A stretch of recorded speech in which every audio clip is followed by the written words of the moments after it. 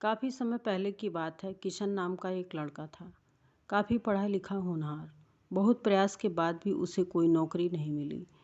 तो उसने सोचा कि मैं नौकरी की तलाश को क्यों ना छोड़कर अपना बिजनेस शुरू करूं। बिजनेस से मैं खुद मालिक बनकर रहूंगा और आज़ाद होकर अपना काम करूंगा। मुझे किसी की गुलामी नहीं करनी पड़ेगी। यह सोचते सोचते किशन ने तय किया कि क्यों ना मैं मधुमक्खी पालन का काम शुरू करूं। मेरे पास मधुमक्खी पालन की डिग्री व अनुभव दोनों है। मैं यह काम कर सकता हूँ। सोच विचार करके किशन ने आखिरकार मधुमक्खी पालन का व्यवसाय शुरू कर दिया। किशन का अपने व्यवसाय में मन लग गया। अब वह काफ़ी धन कमाने लगा। मधुमक्खी का शहद निकालता और प्रतिदिन उसकी बिक्री बढ़ती जाती। सारा काम समय पर होता जाता, कोई परेशानी नहीं थी। तभी एक दिन अचानक किशन काफ़ी परेशान हो गया। उसने एक दिन जब मधुमक्खी बॉक्स में से शहद का फ्रेम उठाया और शहद का छत्ता निकालना चाहा, तो उस पर से एक भी मधुमक्खी नहीं हटी ताकि वो शहद को निकाल सके। उसने काफ़ी प्रयास किया मगर मधुमक्खियाँ नहीं हटीं। अब वह काफ़ी परेशान हो गया। तभी उसके दिमाग में आया कि इस मधुमक्खी के छत्ते को लेकर साईं बाबा के पास चलते हैं। वो ज़रूर कोई रास्ता बताएंगे। अगले दिन शाम को किशन साईं बाबा की कुटिया में मधुमक्खी के छत्ते को लेकर पहुंचा और सारी बातें साईं बाबा को सुनाया। साईं बाबा ने उसकी बात सुनकर कहा, लाओ छत्ता मुझे दे दो।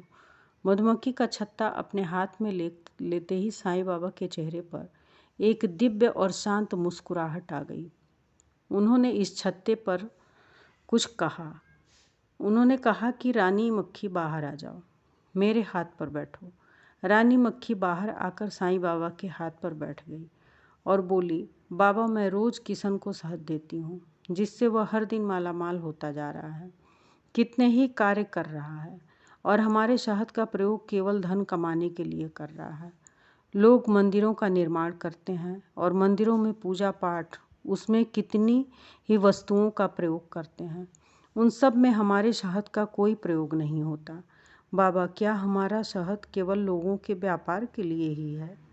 हम लोग इसे बनाने के लिए कितनी मेहनत करते हैं। हमारे बनाए हुए शहद को भी पूजा पाठ मंदिरों में प्रयोग करने का हमें भी आशीर्वाद दें। तभी हम सब इस छत्ते को छोड़ेंगे।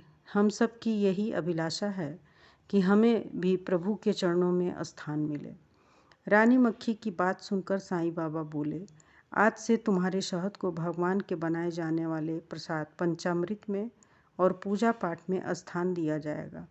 यह सुनकर रानी मक्खी खुश हो गई और अगले दिन से किशन का मधुमक्खियों का व्यापार फिर रफ्तार पकड़ लिया। इस कहानी से हमें ये सीख मिलती है कि हमें अपने परिश्रम का फल निश्चित मिलता है, बस हमें धैर्य बनाए रखना चाहिए।